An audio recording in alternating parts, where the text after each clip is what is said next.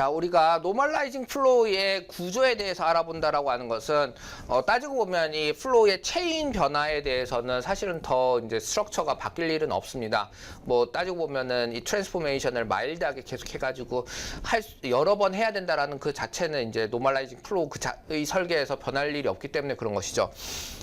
노멀라이징 플로우의 스트럭처의 설계라고 하면은 아마 그 F의 선택지가 될 것입니다.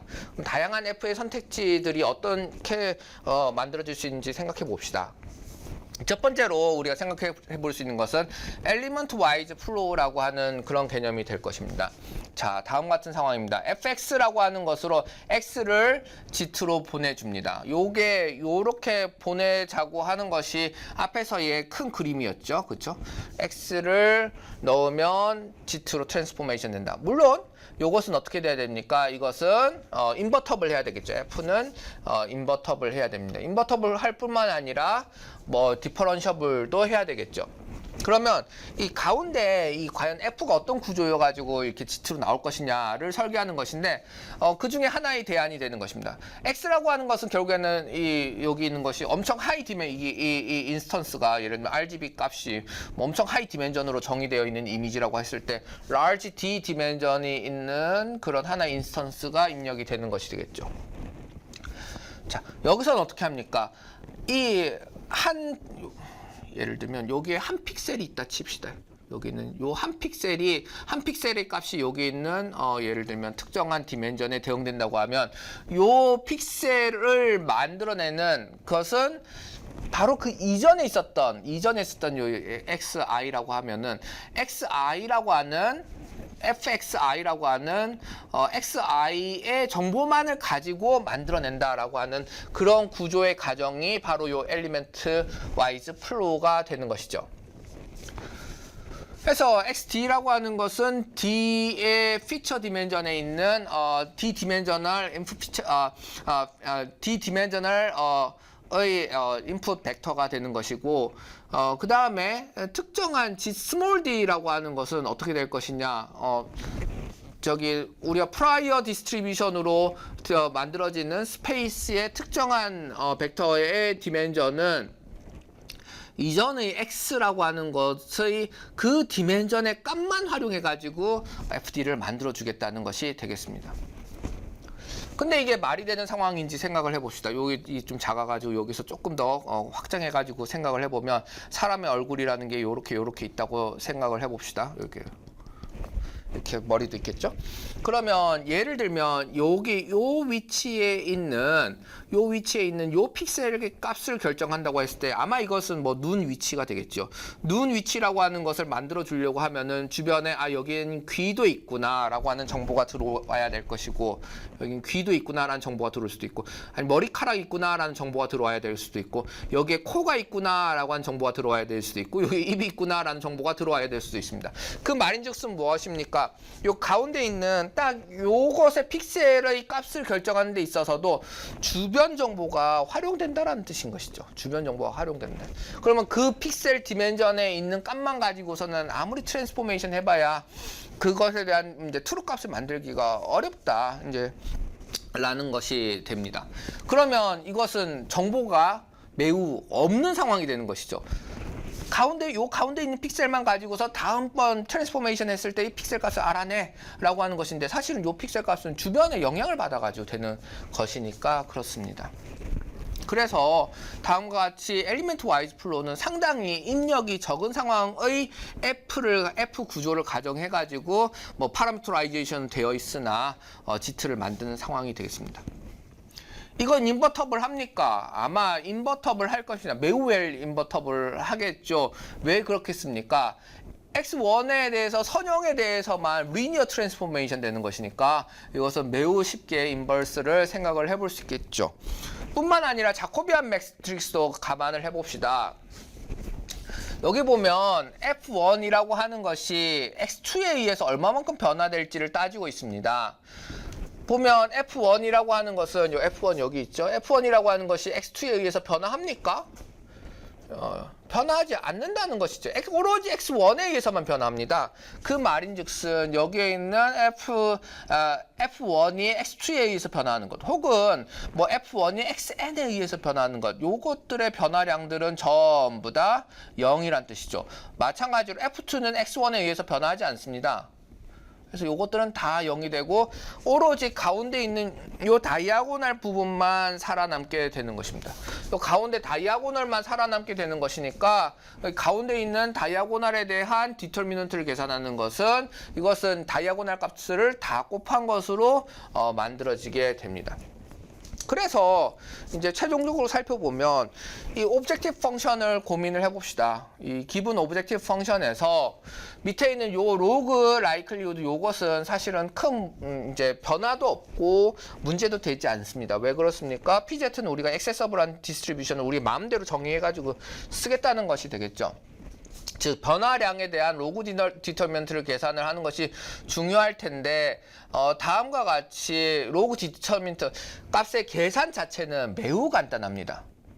값의 계산 자체는 뭐 이제 여러분들이 보면 알겠지만 computation of cost of inverse는 어떻게 될 것이냐, D 디멘전에 대해서 linearly 각각의 디멘전에 대해서 linear transformation 역산만 해주면 되니까 order of D가 됩니다. 디터미넌트 계산은 어떨까요? 디터미넌트 계산도 다 곱해주면 다이아고널에 대해서 다 곱해주기만 하면 되니까 order of D가 되겠습니다. 하지만 쓸모가 있을까요? 이 엘리먼트 와이즈 플로우는 F에 넣는 정보들이 거의 없기 때문에 베리어블들 간의 정보의 교환이 없을 겁니다. 이제 믹싱이 없다고 여기선 적혀 있는데 이제 정보의 교환이 없을 것입니다. 그래서 F라고 하는 것은 유의미한 트랜스포메이션을 만들어내기 상당히 어려울 것입니다. 예, 앞에서 설명한 엘리먼트 와이즈 플로우와 좀 다른 경우를 살펴보도록 하겠습니다. 리니어 플로우인데요. 리니어한 상황인데 그렇게 복잡한 상황이겠어 라고 하지만 사실은 이게 상당히 복잡한 상황이 됩니다. 리니어 플로우라고 부르는 거는 어떤 구조로 되어 있냐 하면은 다음과 같은 구조로 되어 있습니다. fx, 여기서 x는 사실 여기가 이제 볼드체 x 정자체로 돼 있어가지고 벡터 표시를 해야 되겠지만 이거는 이 노테이션이 슬로피하다고 합시다. 그래서 이 x라는 벡터는 다음과 같이 x1에서부터 xd까지 large d까지 해가지고 이 디멘전 개수만큼 이렇게 벡터를 넣게 되는 것이죠. 그런 차원에서 봤을 때 여기 있는 ax 플러스 b 플러스 b의 바이어스 텀은 그렇다 치더라도 a라고 하는 것은 어떤 일을 벌이냐면은 모든 디멘전의 인터랙션을 만들어냅니다. 모든 d에 대한 인터랙션을 만들어낸다. 그 말은 어떻게 살펴볼 수 있냐면은 예를 들면 이런 말이 된다는 것이죠. x2, g라고 하는 것이 있다라고 했을 때 이 g 디멘전은 또 어떻게 되겠습니까? g 디멘전도 당연히 1에서부터 d까지 되어 있겠죠. 그러면 g2d가 있다고 생각해 봅시다. 예를 들면 g2다. g2에 들어가는 것은 어떻게 될까요? g2에 들어가는 것은 사실은 여기 있는 x1에서부터 xd까지 쭉 다 있고 여기서도 하나의 로우가 있지 않겠습니까? 예를 들면 a2 1에서부터 a2d까지 이렇게 쭉 있다는 것이죠. 즉 g2를 만들어내는데 x1은 어떤 디멘전이 있습니까? 플러스 b도 있겠죠? 당연히. 모든 디멘전이 다 쓰이고 있다는 것이 특징이 됩니다. 모든 디멘전이 두 번째 디멘전을 만드는 데 다 쓰이고 있다.